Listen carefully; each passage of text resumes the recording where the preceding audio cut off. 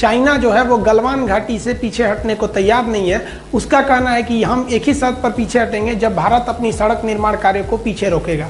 इसके बदले भारत सरकार ने भी बहुत ही कड़ा एक्शन लेते हुए पूरा चाइना का जो एलएसी पड़ता है, यहाँ से लेके कश्मीर से लेके पूरा अरुणाचल प्रदेश का एरिया में यहाँ पर अपनी मिलिट्री तैनात कर दिया है।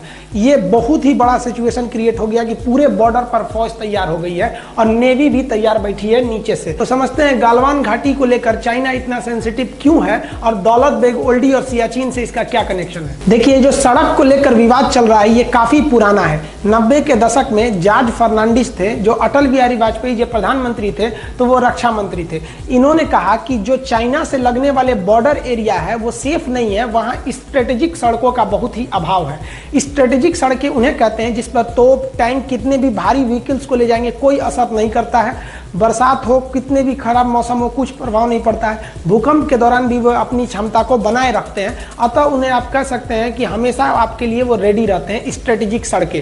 तो इन्होंने स्ट्रेटेजिक सड़कों के लिए ऐसे 61 स्ट्रेटेजिक सड़कों की पहचान की जॉर्ज फर्नांडिस।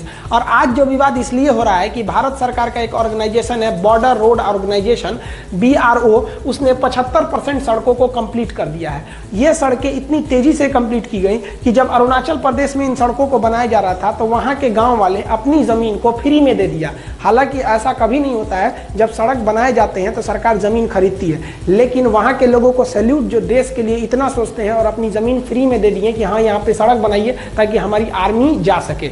अब यही सड़कें जो हैं ये यहाँ बन रही है आपका लद्दाख के एरिया में, दौलत बेग ओल्डी सेक्टर में। इसको लेकर चाइना ज्यादा विवाद कर रहा है। देखिए, एक सड़क है जिसका नाम है दारबुक स्योक। ये स्योक नदी को पार करके जाती है, दारबुक नाम के जगह से स्टार्ट होती है इसलिए इसे दारबुक स्योक कहते हैं। जब ये एकदम ऊपर दौलत बेग ओल्डी तक पहुंच जाती है तो इसकी लंबाई हो जाती है 250 किलोमीटर।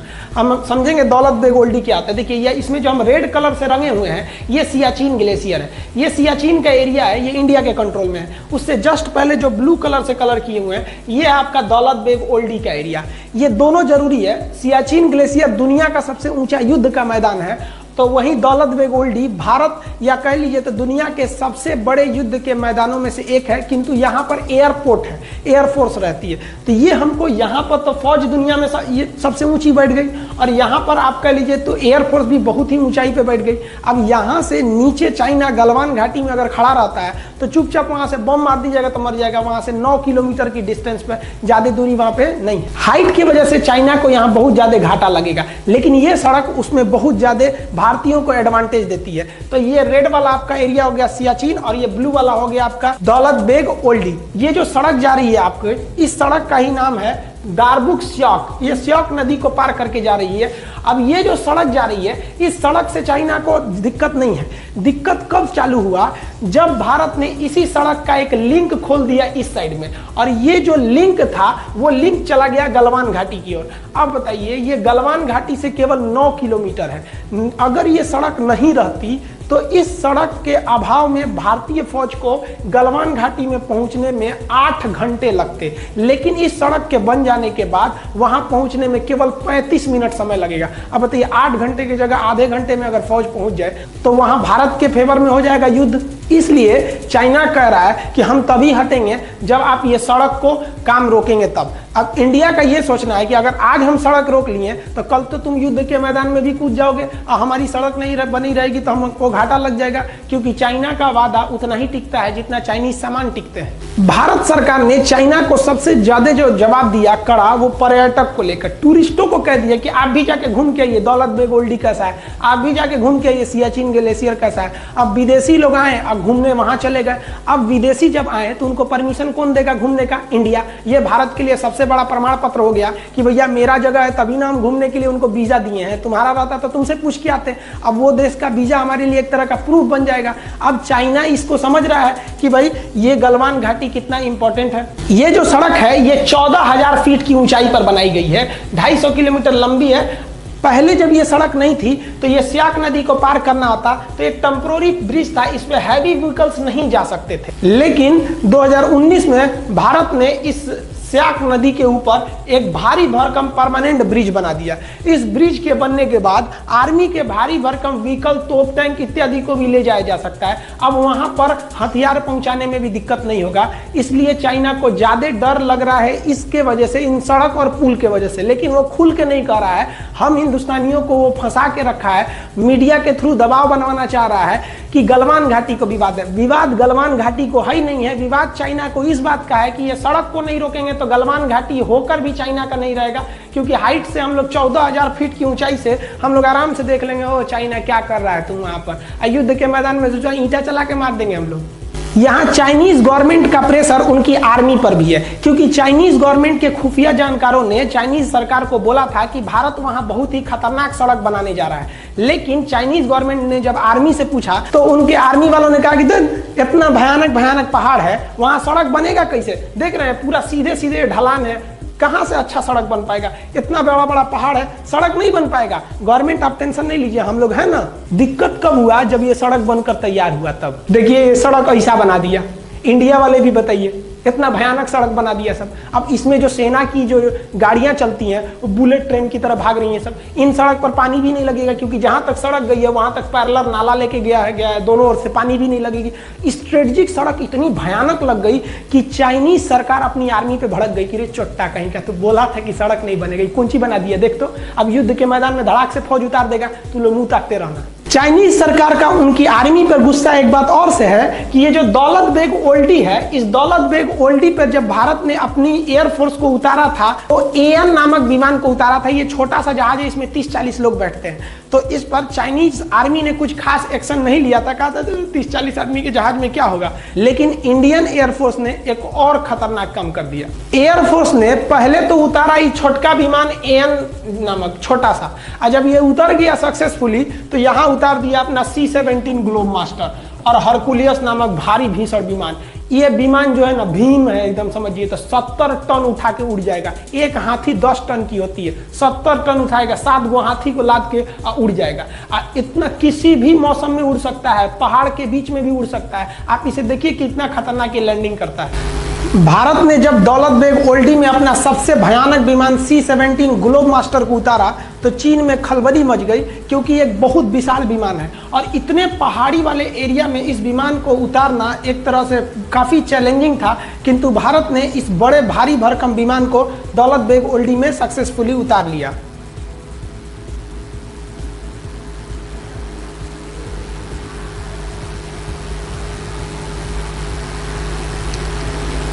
C-17 वर्तमान समय में भारत का सबसे बड़ा परिवहन विमान है। इससे बड़ा अभी वर्तमान में कोई परिवहन विमान उपस्थित नहीं है। चाइना को मेन डर है दौलत बेग ओल्डी में भारतीय एयरफोर्स का जो बेस बनाया गया है अड्डा, वहां से, क्योंकि वो इतनी ऊंचाई पर एयरबेस है कि वहां से विमानों को ऑपरेट करना काफी सिंपल है और उतनी हाइट पर चाइना को पहुंचने में बहुत दिक्कत होगा। और वहां ऑलरेडी इंडियन एयरफोर्स अवेलेबल है। अब ये एयरफोर्स अगर चाइना के ऊपर दौलत बेग ओल्डी से धावा बोल दिया तो चाइना कुछ नहीं कर सकता है, क्योंकि सड़क अगर बन गई तो आर्मी सड़क से आएगी और चाइना अगर सड़क को तोड़ना चाहेगा तो ये देखिए ये बैठे हैं सब आराम से, दौलत बेग ओल्डी से धो देंगे सब वहां पे। तो चाइना को लग रहा है कि अभी रोक लो इंडिया को ये सड़क बनाने से, नहीं तो गलवान घाटी निकल गया उनके हाथ से। चाइना को तो 2 झटका लगा, एक सड़क बनाने से और एक दौलत बेग ओल्डी में उनकी एयरफोर्स जो इंडिया का बन गया है उनसे उनको टेंशन है। उससे भयानक टेंशन उनको आ रहा है अब सियाचिन ग्लेशियर से। ये जो सियाचिन ग्लेशियर है ये दुनिया का सबसे ऊंचा युद्ध का मैदान है और इसी सियाचिन ग्लेशियर के इधर से चाइना एक सड़क ले जा रहा है CPEC, China Pakistan economic corridor. इस सड़क के माध्यम से चाइना चाहता है कि वो भारत का चक्कर न लगा के आए हिंद महासागर से, इधर से ही चला जाए।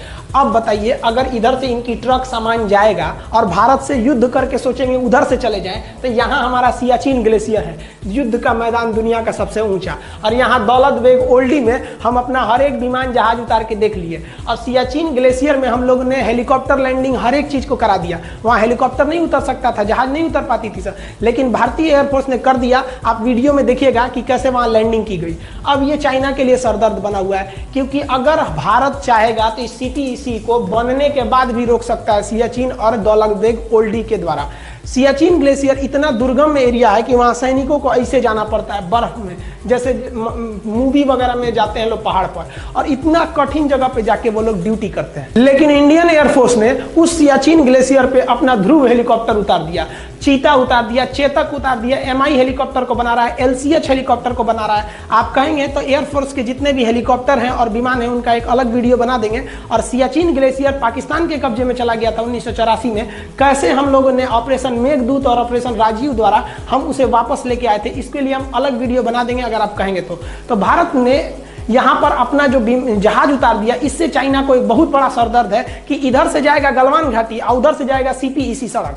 इस एरिया में छोटे हेलीकॉप्टर को भी उड़ाया जा सकता है और आराम से यहाँ पे ऑपरेट किया जा सकता है। इस वजह से चाइना को यहाँ पर एक ज्योग्राफिकल घाटा लग रहा है हाइट को लेकर, क्योंकि उधर से चाइनीज एयरफोर्स इतनी हाइट पर आएगी जब तक ये लोग हाइट पे पहले से अवेलेबल है वहां पर। भारत सियाचिन ग्लेशियर पर हेलीकॉप्टर भी उतार सकता है, वहां अपनी सैनिकों को रसद सामान सामग्री को हेलीकॉप्टर जैसे चीता, चेतक, ध्रुव जैसे हेलीकॉप्टरों को वहां आराम से उतारा जा सकता है और वहां पर रिफिलिंग तथा रसद सामान इत्यादि को पहुंचाया जा सकता है। ये चाइना के लिए एक बहुत बड़ा थ्रेट साबित होगा, क्योंकि यहाँ हेलीकॉप्टर उतारना बहुत ही बड़ा चैलेंजिंग होता है। आप चारों ओर देखिएगा केवल बर्फ ही दिखाई देगा। साथ ही इंडियन नेवी ने कहा है कि इसका जो ईस्टर्न फ्लीट है यहाँ पर हालात ठीक नहीं है, अतः ईस्टर्न फ्लीट को हम आगे भेजने के लिए दिशा निर्देश दे रहे हैं। अब यहाँ से इंडियन नेवी भी तैयार बैठी है इधर से जाने के लिए अपने पूरे फ्लीट के साथ, कि अगर कहीं इधर में कोई दिक्कत हो रहा है तो हम यहाँ चले जाएंगे। इस बार गवर्नमेंट ने सबसे तगड़ा एक्शन लिया है कि तू ससुरा हमको गलवान घाटी में घेरो, हम तैयार बैठे हैं। कहां पर? पूरा यहां से लेकर यहां तक, ऊपर के बॉर्डर पे रेडी बैठे हैं आर्मी से, यहां बैठे हैं हम लोग पूरी तरह से एयरफोर्स को, और नेवी भी इधर तैयार ही बैठी है। आओ अब देखते हैं हम लोग, अब तुम गलवान घाटी ले लो। अगर थोड़ा भी युद्ध हुआ, 10 दिन का भी युद्ध हुआ ना, तो युद्ध किसी के परिणाम में जाने वाला नहीं है, क्योंकि दोनों अब परमाणु संपन्न देश है। तो एक बात तो कंफर्म है कि भारत के लोग चाइनीज सामानों का उपभोग करना पूरी तरह से छोड़ देंगे और चाइना को व्यापार घाटा बहुत ज्यादा लगेगा। चाइना बॉर्डर पर डेली चाइना की ओर से अलग अलग प्रोपेगेंडा को फैलाया जा रहा है। मीडिया में चाइना इस तरह से प्रस्तुत कर रहा है जैसे चाइना 8 किलोमीटर घुस गया है, 10 किलोमीटर घुस गया है। ये आप लोगों के ऊपर दबाव बनाने के लिए बनाया जा रहा है। इंडियन आर्मी वहां पे खाली नहीं बैठी थी कि तुम घुस जाओगे, हम लोग कह देंगे हाँ आइए। इंडियन आर्मी घुसने नहीं देती उन लोग को, लेकिन ये खबर पाकिस्तान और नेपाल के थ्रू इंडिया की ओर भेजा जा रहा है और तरह तरह के साइकोलॉजिकल दबाव बना रहा है। आप भी ये सोच रहे होंगे कि इंडियन आर्मी क्या कर रही थी, ये केवल उनका दबाव है ताकि आप ये सोचकर डर जाइए कि आप चाइना से मुकाबला नहीं कर सकते। ये बात गलत है कि चाइना हमारे ऊपर दबाव बना रहा है या हमारे फौजी उनको घुसने के लिए अंदर जगह दे दिए थे, एकदम गलत है। ये सही है कि स्टैंड ऑफ हुआ है, दोनों आर्मी खड़ी है, लेकिन ये खबर गलत है कि वो हमारा 8 किलोमीटर कब्जा कर लिया है, 6 किलोमीटर कब्जा कर लिया है। ये आपको फेसबुक, व्हाट्सएप इत्यादि के माध्यम से जानबूझकर आप पे दबाव बनाने के लिए किया जा रहा है। इंडियन आर्मी पूरी तरह स्टिक है। अगर हम डरे होते तो कभी भी इतना बड़ा एक्शन नहीं लेते कि इस कोरोना के बीच में भी अपनी पूरी फौज को लगा देते पूरे LAC पर। नेवी को भी हम लोग तैयार रहने के लिए बोल सकते थे, एयरफोर्स को भी बोल दिए। और अभी हाल ही में अमेरिका से एक तो गुप्त समझौता की ओर भारत बढ़ रहा है कि अगर हथियार, गोला बारूद की कमी हुई तो आप तुरंत सप्लाई दे सकते हैं या नहीं। ये भी अभी बात चल रही है भारत और इजराइल और अमेरिका के बीच में। अतः भारत अगर पीछे हटने के मूड में रहता तो ये सब कुछ नहीं करता। हमारे हिसाब से भारत सरकार ने जो पूरे LAC पे फौज लगा दिया वो एकदम बेस्ट काम किया है। आप क्या सोचते हैं, गवर्नमेंट ने ये डिसीजन सही लिया या गलत लिया? नेवी को तैयार रहने के लिए, नेवी को काउंटर करने के लिए बोला गया, क्या ये गवर्नमेंट का डिसीजन सही था या गलत? आप